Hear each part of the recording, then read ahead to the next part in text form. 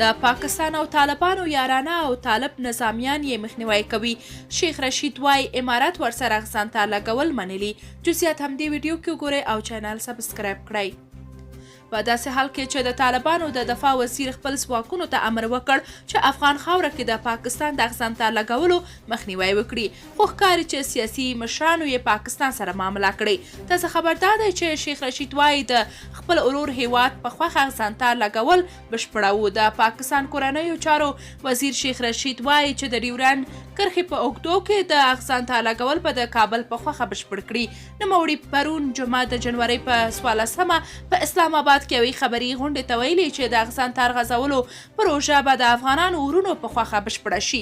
د پاکستان کورنیو چارو وزیر ټینګار کړی چې د ډیورنډ کرښې اوږدو کې 2600 کیلومتره اغسانته غځول شوی او ایله 21 کیلومتره پاتې تار به هم ژر وغځول شي.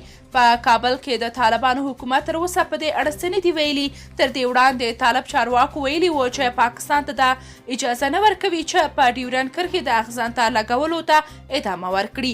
د طالبانو بهرنیو چارو وزارت ویاند عبدالقاهر بلخي په دې اړه ویلي و چې طالبان غواړي دا موضوع له ډیپلوماتیکو لارو حل کړي. په همدې حال یو شمېر هیوادوال وایي چې طالبان که د پاکستان د معاملې ته غاړه کیږدي نو دا به یو تاریخي شرم وي، ځکه نظامیان یې پرې سر ورکوي خو سیاسي مشران یې بیا د دوی په سر معاملې کوي. درنو لیدونکو، تاسو که د دې موضوع په اړه کوم نظر لرئ کومنټ کې شریک او چینل سبسکرایب کړئ.